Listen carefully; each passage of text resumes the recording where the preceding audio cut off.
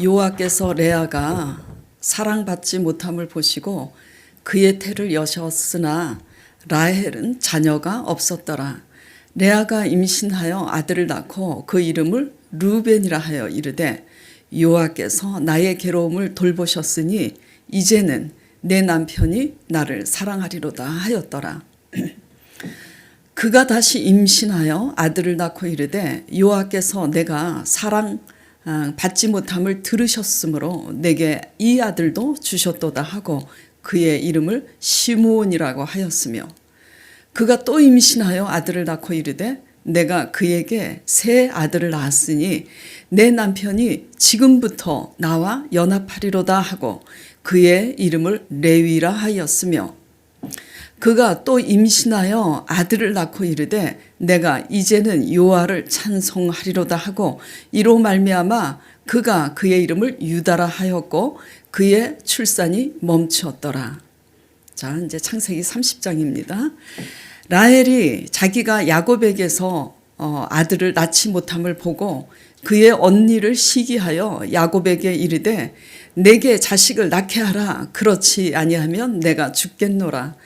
야곱이 라헬에게 썽을 내어 이르되 그대를 임신하지 못하게 하시는 이는 하나님이시니 내가 하나님을 대신하겠느냐. 라헬이 이르되 내 요종 비라에게로 들어가라. 그가 아들을 낳아 내 무릎에 두리니 그러면 나도 그로 말미암아 자식을 얻겠노라 하고 그의 시녀 빌하를 남편에게 아내로 주매 야곱이 그에게로 들어갔더니 빌하가 임신하여 야곱에게 아들을 낳은지라. 예. 오늘 맨 임신하는 얘기인데 어떤 거를 이제 이게 오늘 제목하고 연관이 있을까 잘 묵상해 보시기 바랍니다. 오늘 제목이 뭐냐면요. 집중하고 선택해야 할 것은 이제 무엇이냐. 우리가 믿는 자로서 정말 집중하고 선택해야 할 것은 무엇일까? 이렇게 나눠 보고자 하겠습니다. 자, 사람들은 저도 그렇고요. 다 본능적으로 행복해지기를 원합니다.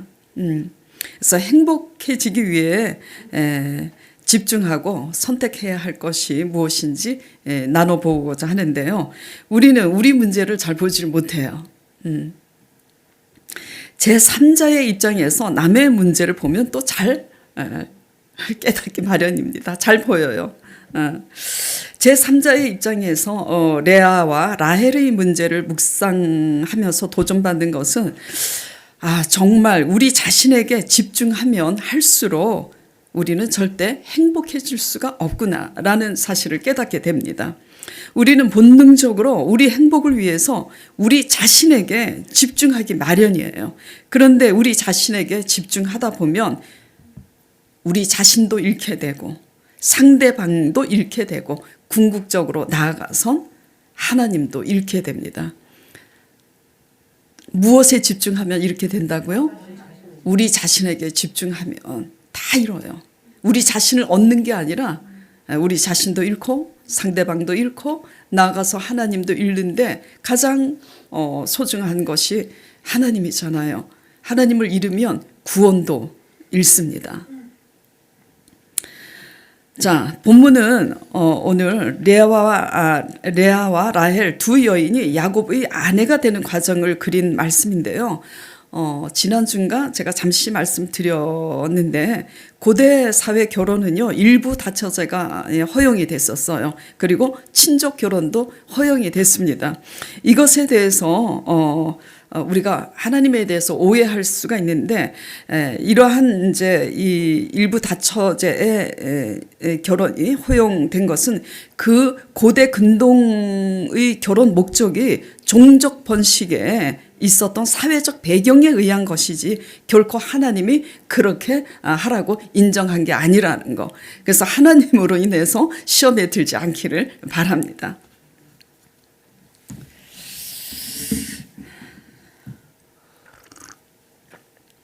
자, 남편 야곱이 누구만 사랑했어요?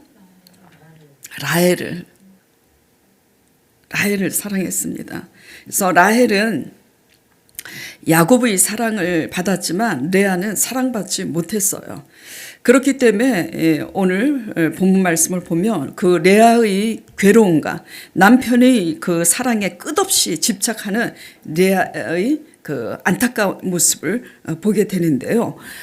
레아는 아들을 낳을 때마다 그 이름에 자신의 그때마다 자신의 심정과 마음 상태를 아들 이름에 표현을 하고 있습니다. 재밌어요. 그녀가 얼마나 이런 것을 보면서 그녀가 얼마나 남편의 사랑에 목매고 집착하고 있는지를 볼 수 있습니다. 자, 본문 31절 보겠습니다. 여호와께서 레아가 사랑받지 못함을 보시고 불쌍히 여기셔서 그의 태를 여셨어요. 그렇죠? 그러나 라헬은 자녀가 없었더라. 이 지금 한두 번이 아닙니다.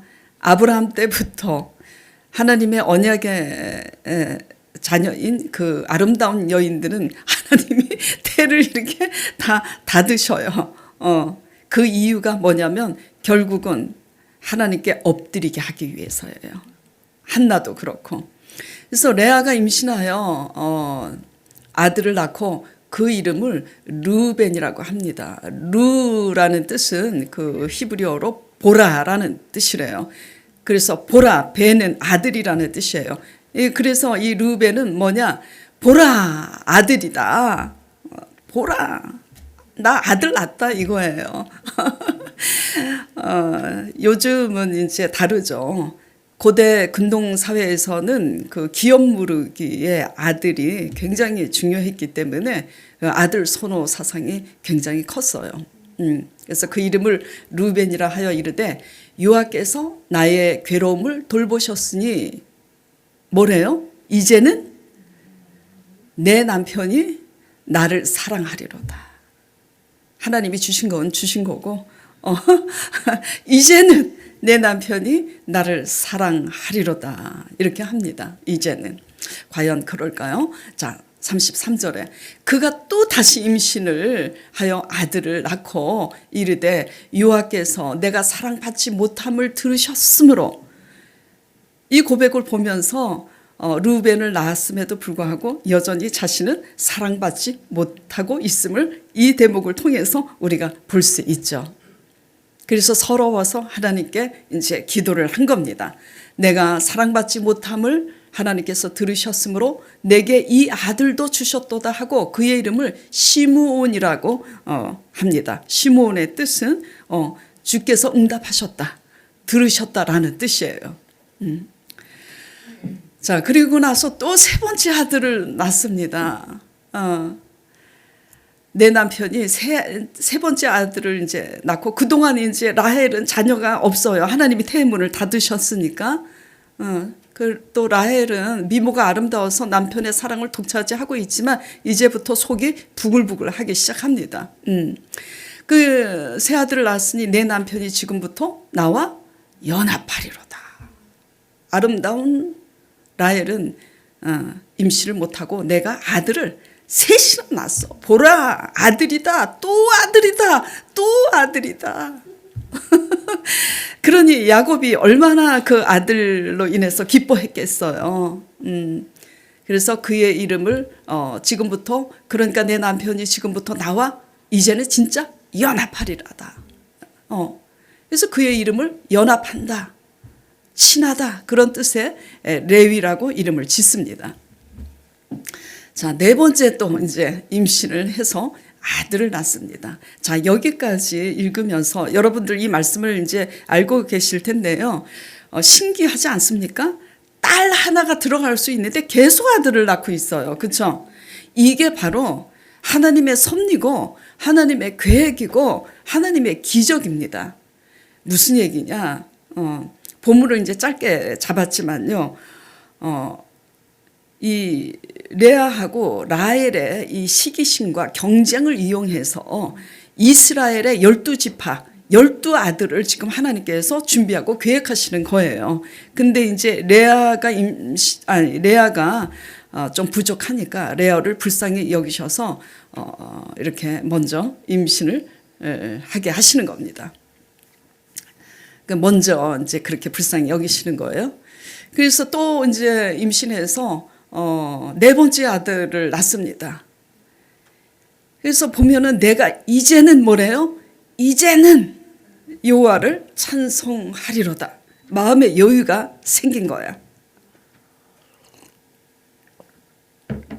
그래서 이로 말미암아 그가 그의 이름을 찬송이라고 이름하는 그 유다라 하였고, 그리고 나서 그의 출산이 멈추었습니다. 자, 이렇게 보면 여기까지만 보면 이제 넷째 아들을 놓고 야곱이 그 아들들로 인해서 기뻐하는 모습을 보면서 이제 의기양양하고, 그래서 하나님을 찬송하기까지 이제 이르게 됐으니 레아는 영적으로 굉장히 성숙해졌구나. 이렇게 이제 오해할 수 있는데, 이제 아름다운 라헬이 그 미모와 그 총기 때문에 남편에게 사랑을 받지만 자기는 아들 하나 없잖아요. 그래서 지금 이제 라헬이 이제 이렇게 나옵니다. 라헬이 자기가 야곱에게서 아들을 낳지 못함을 보고 그의 언니를 시기하여 야곱에게 이르되 내게 자식을 낳게 하라. 그렇지 아니하면 내가 죽겠노라. 지금 누가 못 낳는 거예요? 남편이 불임이면 레아가 임신을 못해야 되는데 레아가 임신을 했잖아요. 그런데 지금 막 남편을 원망하는 겁니다. 내게 자식을 낳게 하라고. 그렇지 아니하면 내가 죽겠노라. 이렇게 협박을 하는 거죠. 왜냐하면 자기를 사랑하는 줄 아니까 내가 죽겠다고 그렇게 이제 협박을 해요. 그러니까 야곱이 뭐라 그러냐면 그 사랑하는 라헬에게 이 남편이 썽을 내는 거예요. 크게 화를 내면서 그대를 임신하지 못하게 하시는 이는 하나님이시니 내가 하나님을 대신하겠느냐. 어찌 나한테 그러냐. 근데 생각해 보세요. 만약에 아무리 아름답고 이쁘고 청명하고 지혜로워도 날마다 이것 때문에 남편을 달달 볶고 그러면 미모도 오래가지 못합니다. 그래요, 안 그래요? 자, 이렇게 이제 이렇게 되니까 라헬이 이제 술수를 쓰는 거예요. 안 되겠다. 내 몸종, 내 시녀 요정 빌하라도 첩으로 들여서 아들을 낳게 해야 되겠다. 그래갖고 그를 들여서 남편에게 주니까 또 빌하가 임신하여서 야곱에게 아들을 낳습니다. 정말 속된 말로 미쳐버리는 거예요. 하나님이 태문을 닫으셔서 하늘문을 닫으시니까 라헬은 임신이 안 되는 겁니다. 자, 이제 문제가 이제 또 뭐냐. 아까 어떻게 했어요? 레아가 이제는 내가 하나님을 찬송하리로다 해갖고 마음이 여유로웠는데 라헬이 그 몸종 시녀 빌하를 이제 들여보내서 이제 아들을 또 낳으니까 불안한 거예요. 그래갖고 레아가 또 자기 몸종 시녀를 또 야곱에게 들여보냅니다. 그래서 그 몸종이 아들을 둘을 낳습니다. 그래서 이렇게 되니까 이제 레아가 창세기 30장 20절에 이렇게 합니다. 같이 읽어볼까요? 재미있습니다. 자, 레아가 이르되 하나님이 내게 후한 선물을 주시도다. 내가 남편에게 6 아들을 낳았으니 이제는 그가 나와 함께 살리라 하고 그의 이름을 스불론이라 하였으며. 자, 아시는 분들은 아시겠지만 그가 기대하고 집착한 대로 야곱이 그와 함께 살았나요? 네, 그렇게 되지 않았어요. 무슨 얘기냐? 레아가 남편의 사랑을 끝까지 이렇게 집착하고 아들 6으로 억지로 남편의 사랑을 독차지하고 이제는 그가 나와 함께 살리라. 계속 기대하고 착각하고 있는 거예요.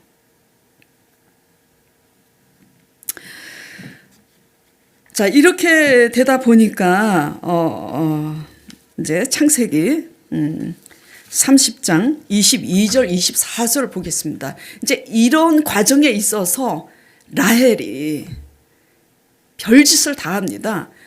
창세기 이제 30장을 이제 읽어 보면은 뭐가 나오냐면 합판체라는 그 약용식물이 나와요. 그게 뭐냐면 남자들의 정욕종이라고 그 섭취하는 약용식물이고요. 또 여자들의 임신을 촉진시킨다. 그래서 이 합판체를 그냥 시기하고 뭐 레아가 먹고 뺏어 가지고 뭐 저기 라헬이 먹고 난리를 쳐요. 그래서 결국은 합판체를 먹는데 임신이 안 됩니다. 네, 임신이 안 돼요. 그러니까 별의 별짓을 다 하다가 결국은 어떻게 되느냐. 그 마지막에 라헬이 하나님께 엎드립니다. 하나님이 뭘 기다리셨을까요? 라헬이 하나님께 엎드리길 기다리셨던 거예요. 그래서 이제 정말 레아가 보면 속이 뒤집어지는 이제 역사가 일어나는 겁니다. 하나님이 라헬을 생각하신지라. 왜? 하나님이 그의 소원을 들으셨다라는 것은 라헬이 엎드려 하나님께 그 소원을 아랬다라는 거죠.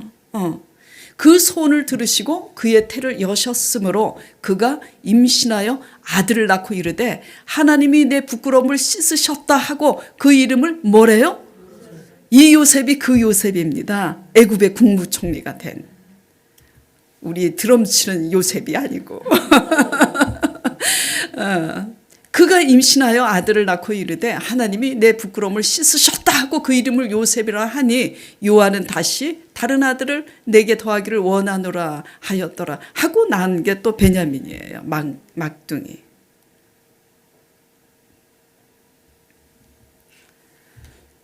자, 이렇게 되다 보니까 야곱이 누구를 사랑했다 그랬어요? 라헬을 사랑하니 그 사랑하는 라헬이 이제 나이가 점점 들어 노년에 막둥이 요셉을 낳으니 요셉을 얼마나 이뻐했겠어요. 자, 그러니 결론적으로 레아가 그 6 아들로 이제는 내 남편이 나와 함께 살리라 한 그 기대가 이루어졌을까요? 안 이루어졌죠.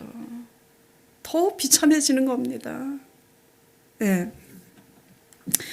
이제 우리가 집중하고 선택해야 할 것이 무엇인지 이제 감이 오시죠. 예.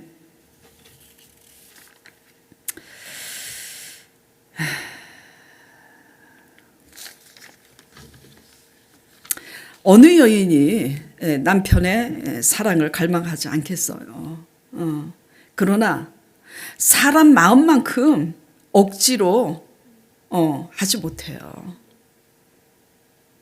사람 마음은 돈 주고도 살 수 없고요. 억지로 되지 않습니다. 진짜 돈에 환장한 사람 말고는 돈 때문에 마음이 뺏긴 척 할 수는 있어도 마음을 진정으로 빼앗아 올 수는 없어요. 억지로 되지 않는 것에 대해 포기하지 못하고 연연하니 집착하는 마음에 묶여 삶이 행복하지 않다라는 얘기입니다. 그렇잖아요. 사랑받지 못하는 결핍의 상태에서 벗어나지 못해 몸부림치고 괴로워하는 레아나 미모가 아름다워서 남편의 사랑을 독차지하고 있으나 자녀가 없으므로 언니 레아를 시기하고 남편을 원망하고 심지어 죽어버리겠다고 엄포를 놓는 이 라헬을 보면서 자신에게 없는 결핍에 대해서 늘 집착하고 시기함으로 행복하지 못한 그들을 보게 되는데요. 이게 보니 우리 모습이더라고요. 이것을 보면서 이제 깨닫게 되는 거예요. 왜 레아는 하나님께서 자신이 사랑받지 못함을 보시고 불쌍히 여겨서 자신의 기도를 들으사 딸도 아닌 아들만 넷을 주신 그 하나님으로 기뻐하고 만족하지 못했을까? 네.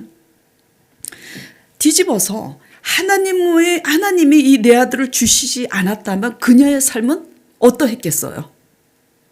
더 비참하지. 근데 주신 하나님으로 감사하고 기뻐했다면 그냥 자신의 못난 모습을 인정했을 거예요. 인정하고 라헬은 임신을 못하니까 하나님이 나를 돌아보사 이렇게 아들을 주셔서 야곱으로 기업 무르기, 내 아들로 아버지 야곱의 기업 무르기를 하게 하셨구나 하고 그것으로 기뻐할 수 있었을 거예요. 네. 그러나 잠시 여유로워진 것 같지만 여전히 자기 기대대로 남편이 자기와 살 것이라고 이제 착각하는 이런 현상은 왜 이렇게 끊어지지 않고 있느냐 이런 거죠. 왜 하나님으로 기뻐하지 못하고 결국 자꾸 이렇게 되느냐? 끝없이 자기 자신에게 집중하고 있기 때문이에요. 내가 기대하고 내가 원하는 행복에 근데 내가 원한다고 그게 되냐고요. 내가 기대한다고 되느냐고요. 자, 창세기 20장 17절 보겠습니다. 자, 창세기 29장 17절인데요. 레아는 시력이 개역 성경 말고 원래 원 성경에는 레아는 알력이 부족하고 라헬은 곱고 아름답다고 되어 있습니다. 이게 무슨 뜻이냐면 레아는 이 미모가 좀 부족해요. 근데 뿐만 아니라 시력이 약하다는 뜻은 뭐냐면 눈에 총기가 없다. 지혜가 없다. 조금 미모도 부족하게 생겼을 뿐만 아니라 총기도 부족해요. 근데 라헬은 곱고 아름답고 매력도 있고요. 총기가 있어요. 그러니 야곱이 누구를 사랑했겠어요. 근데 인정할 건 인정해야지 되는데 레아가 이게 자신의 모습이 인정이 되지 않는 겁니다. 이게 우리 모습인 거예요. 내가 부족한 거를 그냥 인정해버리면 되는데 내 부족한 걸 인정하기 싫어서 참 시기하고 질투하고 경쟁하고 그래서 막 속이 부글부글 끓고 그래서 피차 본인도 힘들고 상대방도 힘들게 하는 이런 거. 그리고 억지로 우리 자신의 부족함은 돌아보지 못하고 억지로 상대방 마음을 얻으려고 하는 거. 이런 게 바로 끝없이 자기가 원하는 기대, 자기가 원하는 반응에 집착하는, 자기 자신에게 집착하는 자기중심적인 우리 모습이잖아요. 이런 게. 억지로 되지 않는다라는 거죠. 그러면 그럴수록 그렇게 자기 자신에게 집착하면 집착할수록 더 불행할 뿐이에요.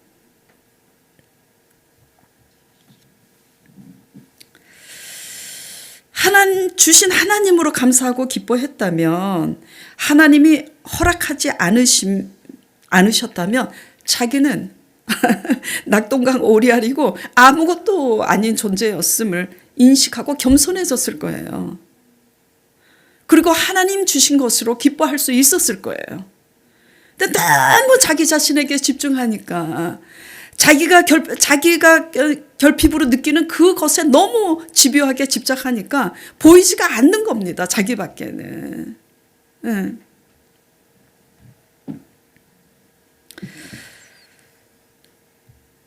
이렇게 이제 그래서 착각을 하잖아요. 아들 여섯으로 이제는. 근데 아까도 그랬잖아요. 이제는 아들 두 번째 아들 낳으니까 세 번째 아들 놓으니까 이제는 지금부터는 내 남편이 나와 연합하리로다, 기뻐하리로다, 사랑하리로다. 근데 결국은 어떻게 됐어요? 결론은 사랑받는 라헬이 요셉을 그냥 놔버렸잖아. 그래서 그 이복 형제들이 야곱이 너무 요셉을 사랑하니까 그 이복 형제들이 시기 질투해서 요셉을 애굽의 노예로 팔아버렸잖아요. 근데 또 하나님은 어떤 분이시냐. 그 형들의 시기심을 이용해서 애굽으로 팔려가게 했지만 그것도 하나님의 계획이야. 먼저 앞서 보내셔서 국무총리가 되게 하셔. 하나님은 우리의 모든 단점, 우리의 모든 허물 위에 자정하셔서 결국은 아버지의 주권대로 이끌어 가시는 완전하신 하나님이심을 믿으시길 바랍니다. 믿고 우리는 세상 사람하고는 다르게 좀 우리 자신을 자꾸 내려놓는 훈련을 하시는 저나 여러분 되시기를 축원드립니다. 아무리 애쓰고 힘써도 사람의 힘으로 안 되는 것들이 있는데 그것을 인정하고 받아들이는 마음이 있었다면 있는 것에 감사함을 배웠을 텐데 하나님이 허락하신 것들로 기뻐할 수 있었을 텐데 그렇게 하지 못하는 거예요. 제3자의 입장에서 이 레아와 라헬의 이 말씀을 이렇게 묵상하다 보니까 이게 깨달아지는데 깨달아지고 나서 한 발 물러서서 보니까 이게 저고 이게 여러분이더라고요. 보니까. 예.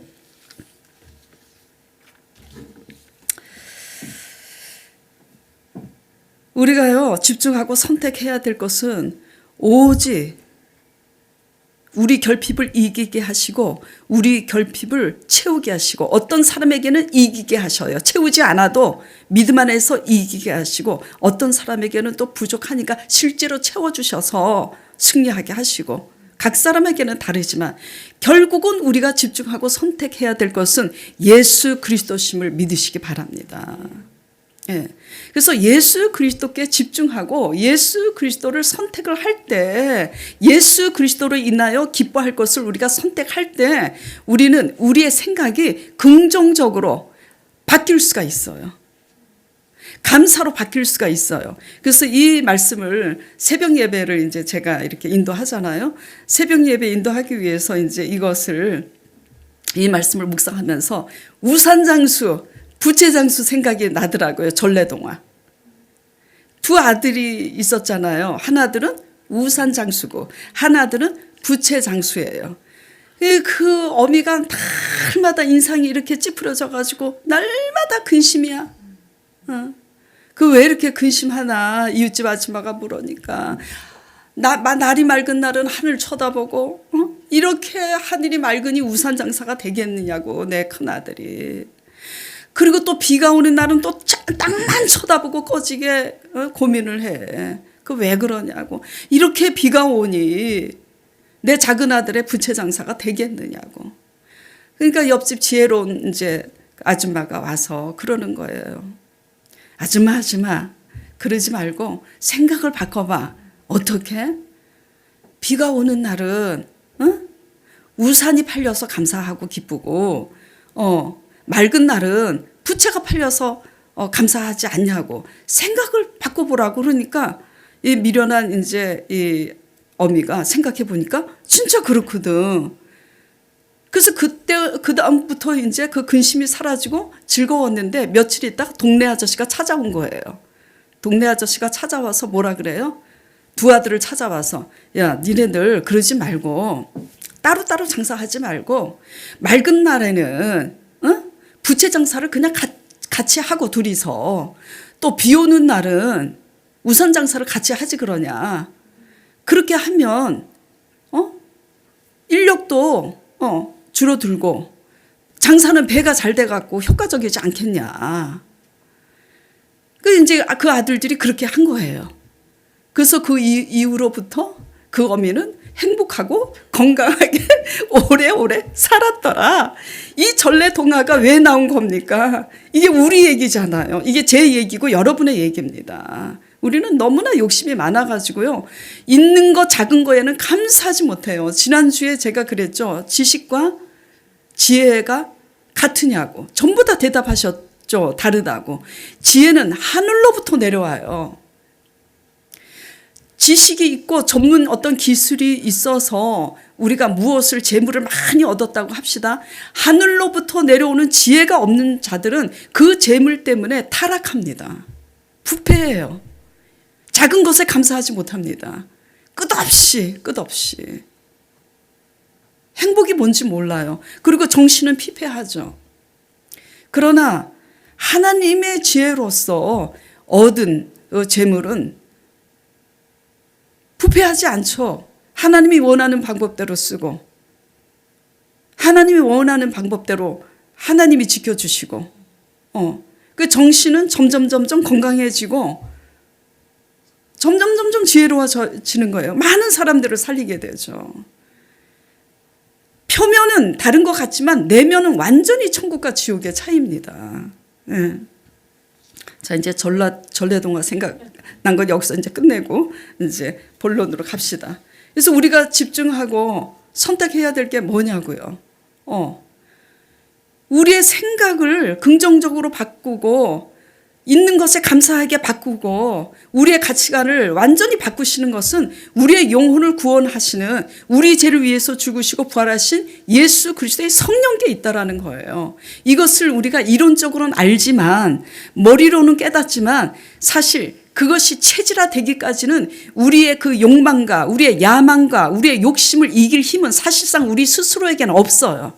어느 정도는 우리가 우리 자신을 다스릴 수 있을지는 몰라도 너무 욕심이 지나쳐서 탐심이 있거나 야망이 너무 큰 사람들은 자기 자신을 이길 수가 없습니다. 또 우리의 자아가 너무 큰 거. 그것도 우리 자신을 내가 원치 않지만 사도 바울도 그렇잖아요.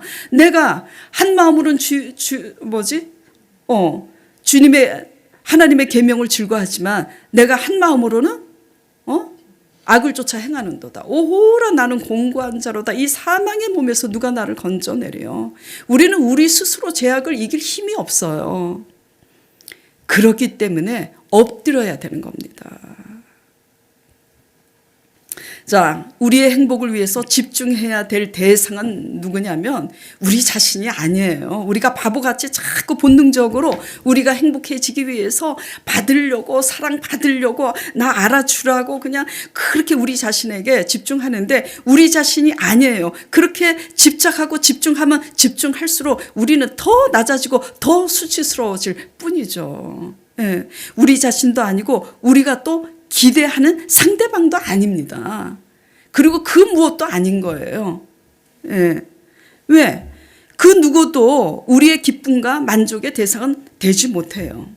오직 우리의 결핍을 아시고 들으사 이기게 하시고 채우시는 분은 오직 예수 그리스도 뿐이시라는 거.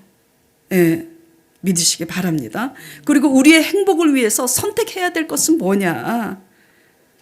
그게 뭐냐면 하나님만 바라보고 엎드려 기도해야 함이 우리의 선택인 거예요. 지금 라헬도 급기야 별짓을 다 하다가 합한 채도 먹고 몸 시종도 드리고 별별 짓을 다 했는데 나중에 결국 어떻게 해요? 하나님께 엎드리잖아요. 하나님께 엎드려서 마지막에 준 그 아들이 귀한 아들이 돼서 하나님께서 높이사 애굽의 국무총리가 되잖아요. 엎드려서 얻은 아들. 그리고 레아도 자기가 이렇게 못생기고 총명도 없고 부족해서 남편의 사랑을 받지 못하는데 하나님이 그를 돌아보사 아들을 주셨는데 그래도 남편의 사랑을 받지 못하니까 엎드려 기도하니까 아들 넷을 주셨잖아요. 친아들 넷을. 뭐죠? 그렇기 때문에 우리가 선택해야 될 것은 기도입니다. 근데 우리는 너무 욕심이 많아서 기도하고 얻으면 또 하나님을 잊어버려. 그리고 또 다른 것을 달라고 또 기도해. 그리고 또 주시면 또 하나님을 놓쳐버려. 그리고 또 달래. 맨날 달래. 그러니까 집착하고 그래서 이제 네 번째 아들을 놓고 출산이 끊어진 것처럼 달라고 했다가 하나님이 하나님으로 기뻐할 수 있을 만큼 줬는데도 우리가 불신앙에서 벗어나지 못하니까 이제 하나님이 끊어버리시고 지켜보시는 거 아니겠어요.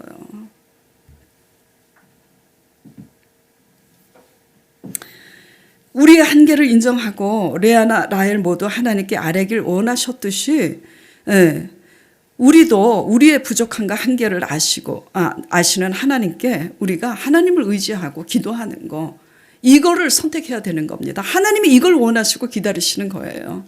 하나님은요 결국은 이걸 하게 하십니다. 보세요. 지금 젊어서 잘 나간다고 생각돼요? 나이 50, 60, 70에도 하나님은 하나님께 엎드리게 하세요. 우리가 의지하는 것을 다 한순간에 잃어버리게 하셔서.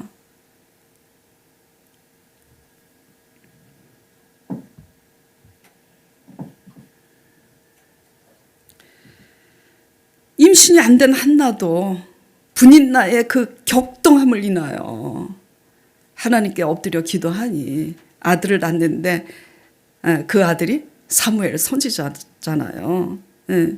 바로 우리가 누릴 수 없는 그 문제 속에 뭐가 있냐면 하나님의 비밀과 하나님의 선하신 계획이 있다라는 걸 믿으시고 소망을 갖기 원합니다.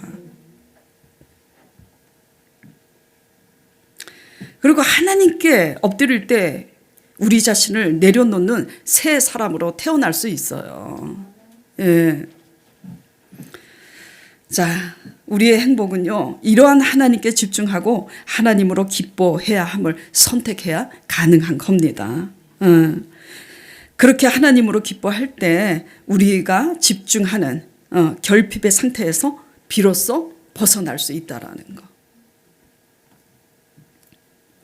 그리고 이렇게 우리가 집중하는 결핍에 하나님의 은혜로 벗어날 때에야 우리는요, 우리의 중심적인 자기 중심에서 이타적으로 변화되는 겁니다. 그때부터. 절대로 하나님으로만 가능해요. 왜? 왜 하나님으로만 가능하죠? 믿음은 바랄 수 없는 가운데 바라는 것이 믿음이잖아요. 하나님은 바랄 수 없는 가운데 바라게 하세요. 믿음이 그렇기 때문에. 할 수 없는 거, 애기 낳지 못하는 거, 우리가 사랑할 수 없는 사람, 저 사람만 쳐다봐도 싫어. 사람 싫은 것도요, 여러분 다 해보신 줄 압니다. 사람 싫은 것도요, 죽을 맛이잖아요. 억지로 됩니까 그게? 근데 하나님은 꼭 옆에다 한 사람씩 둬요. 그렇게. 왜? 하나님으로 사랑하는 법을 배우게 하기 위해서. 사랑할 만한 사람을 사랑하면 무슨 상이 있겠어요? 예. 우리가 할 수 없는 한계에 부딪혔을 때야 우리는 뭘 배우냐면 한계를 넘어서 하게 하시는 하나님을 배우게 된다라는 거죠. 그 누구도 우리의 기쁨과 만족이 될 수가 없어요. 대상이. 예. 왜냐하면 피차 우리는 다 여러분이나 저는 담임 목회자니까 더 안 그런 척할 뿐이지 다 속으로는 피차 자기 자신들에게 집중하는 이기적인 인간일 뿐이에요. 목회자니까 아유 이겨야지 하나님, 내가 이기고 진실로 하나님의 은혜로 내가 조금이라도 변화돼야, 가짜가 아니라 진짜로 내가 할아버지 은혜에 집중해서 은혜를 받아야 성도들도 은혜를 받으니까 나 좀 살려주세요. 뭐 이걸 더 많이 한다 이 차이뿐이지 여러분이나 저나 뭐 똑같아요. 뒤집어 보면 뭐 똑같지 않고 더 나쁠 수도 있어요. 그리고 우리의 기쁨과 만족의 대상이 그 누구도 될 수 없는 것은요, 우리의 욕심은요 끝이 없기 때문이에요. 그래서 끝이 없기 때문에 계속 여기도 가고 저기도 가고 내가 마음에 드는 곳 찾아다니느라고, 내가 마음에 드는 사람 쫓아다니느라고 계속 그렇게 해요. 근데 기쁨과 행복이 우리가 원하는 대상, 우리가 원하는 물질로 되는 거라고 생각하고 그렇게 집착하고 쫓아다닌다면 뒤집어서 한번 적용해 보자고요. 내 만족과 기대를 충족해주는 그 사람, 내 행복과 내 기쁨을 만족시켜주는 그 돈이 어느 날 사라졌다 그러면 모두 같이 사라지는 거예요? 행복과 기쁨도 동시에 무너지고 사라지는 거예요. 이거는 믿음도 아니고 진정한 기쁨도 아니에요. 진정한 기쁨은 이런 것들이 사라져도 상황에 요동하지 않고 상황에 흔들리지 않고 기뻐할 수 있는 것이 믿음에 속한 구원에 이르는 하나님의 기쁨인 것을 믿으시기 바랍니다. 이러한 기쁨으로 하나님 앞에 나아갈 때 하나님이 하게 하셔서 얻은 것들은 하나님이 지켜주시고 더욱더 번성하게 되는 거죠. 이 원리는 똑같습니다. 항상 제가 외치는 것이. 눈에 보이는 것을 우리가 행복이라고 쫓고 있으면 그 눈에 보이는 것들이 사라질 때는 같이 사라지잖아요. 내가 사랑하는 사람이라고, 저 사람이 나를 인정해 준다, 그 사람 쫓아다니다가 그 사람이 변심해 버리면 나도 같이 무너지는 거 아니에요. 사람은 믿을 대상이 아닙니다. 저도 그렇고요. 제가 선포하는 하나님의 말씀만 믿을 거지 뭐 믿을 게 뭐 있어요. 예. 세상은 행복해지기 위한 방법으로 경제력이나 건강이나 인간관계 등이 사회적으로 통용돼서 이것에 집착하고 쫓지만, 이러한 행복으로는 이게 무너지면 같이 무너진다라는 거 유념하시기 바랍니다. 이건 뭐도 아니라고요? 이건 믿음도 아니에요. 진정한 기쁨도 아니죠. 그래서 오직 진정한 기쁨은 집착하는 우리의 기대나 조건이 사라져도 누릴 수 있는 진정한 기쁨. 이것은 우리를 위해서 죽으시고 부활하신 예수 그리스도께 집중하고 우리로 할 수 없는 것을 하게 하시는 하나님으로 기뻐하신 것을 선택할 때 성령님이 하게 하셔요. 성령님이. 그래서 우리는 이런 세상이 감당할 수 없는 그런 평강과 기쁨, 거듭난 기쁨을 누리기 위해서 하나님께 집중하고 하나님으로 기뻐하는 것을 선택함으로, 의지적으로 노력해야 됩니다. 선택함으로 우리 자신에게 집중하는 이기적인 그런 삶에서 이타적인 삶으로 날로 변화받는 저와 여러분 되기를 간절히 축원드립니다.